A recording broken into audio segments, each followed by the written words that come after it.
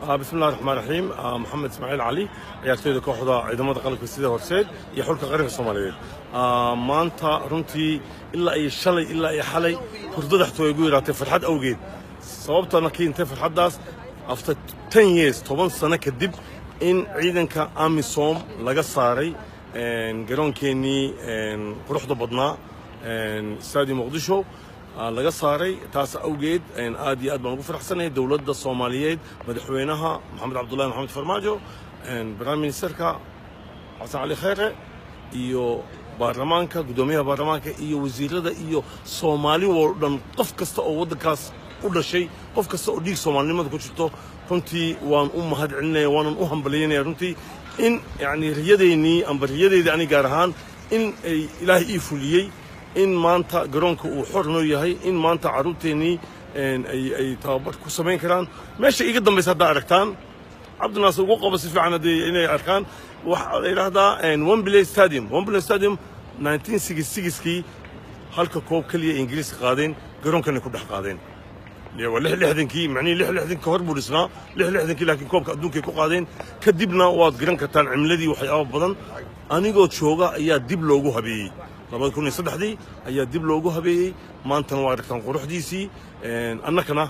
tii oo kale baan haysto wax kasta oo dhaca haddii gacmaha la isqabsado sidiisii si ka fiican ayaa laga dhigi karaa waanan diyaar baan u nahay markaa runtii farxad iiga weyn ma laha aniga maxamed aan taariikh weyn buu ii leeyahay runtii Stadium Muqdisho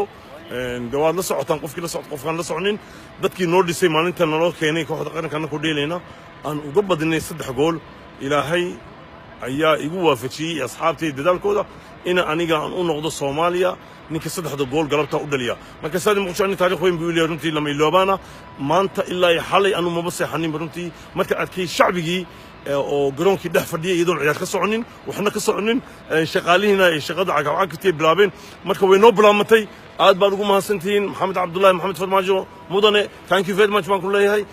Xasan Ali Khayre Prime Ministerka wadankeena oo dhalinyarada isagana waxaan leeyahay thank you very much waa mahadsantahay